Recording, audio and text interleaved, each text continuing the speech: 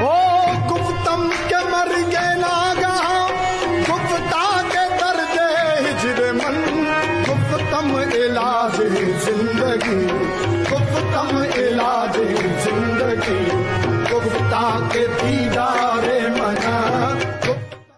ابھی وہ محبوب کی بات ہو رہی تھی، تو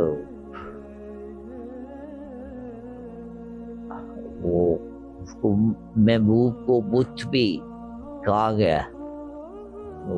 یہ سوال کے جواب کی طرف بعد میں آتے ہیں۔ ویسے میرے ایک آدھا مصرع میرے ذہن میں آ گئی شعر کہ پھر وہ بت توبہ شکن یاد آیا، ٹھیک ہے، یعنی وہ بت ہے، اس کو جب بھی دیکھتے ہیں توبہ تمہاری ٹوٹ جاتی، پھر وہ بار بار یاد آئے۔ تو توبہ یہ ہے، جیسے بابا حضور نے فرمایا کہ توبہ یہ ہے کہ جب گناہ کا خیال بھی انسان کے ذہن سے مٹ جاتا ہے، اور گناہ کی یاد بھی، اس کی غلطیوں کی یاد بھی، گناہ کا لفظ ہم نہیں استعمال کرتے، غلطی کا لفظ استعمال کرتے ہیں۔ تو اپنے آپ کو کبھی گنہگار نہیں کہنا چاہیے، ایک خاص نوٹ کرنے والا، نہ کسی اور کو گنہگار کہنا چاہیے، نہ اپنے آپ کو کبھی گنہگار کہنا چاہیے۔ غلطی ہوتی ہے، غلطی ہو جاتی ہے انسان۔ تو یہ جو وہ غلطیوں کی یاد بھی نہ رہے، ایک ایسا دور آ جائے انسان، پھر وہ ہوتا ہے کہ وہ، اس کا مطلب ہے کہ وہ اندھیرے سے نکل کے نور میں داخل ہو۔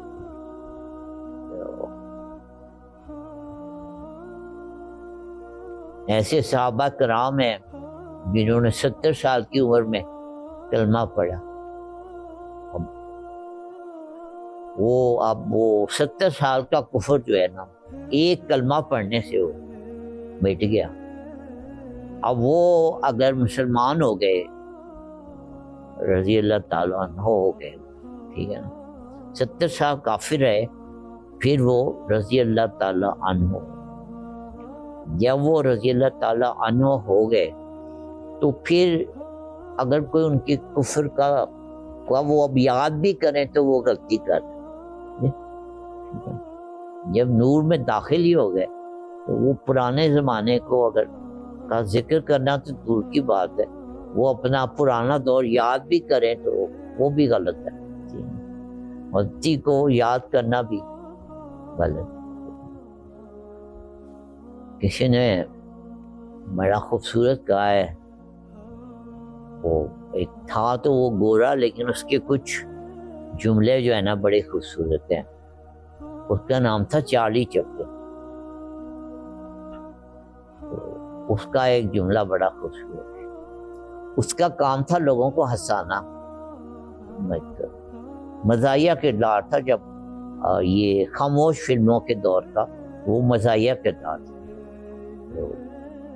اس نے کہا ہے، کیا خوبصورت بات، اس نے کہا ہے کہ جب ہم ایک لطیفے پہ 2 دفعہ نہیں ہنستے، جب ہم ایک لطیفے پہ 2 دفعہ نہیں ہنستے تو ہم ایک غلطی پہ بار بار شرمندہ کیوں ہوتے ہے نا؟ وہی بات ہے بس، کہ جب توبہ کر لی ہے تو پھر کر لی ہے، اب اس کا اب ذکر بھی کیا کرنا، اس کو یاد بھی کیا کرنا۔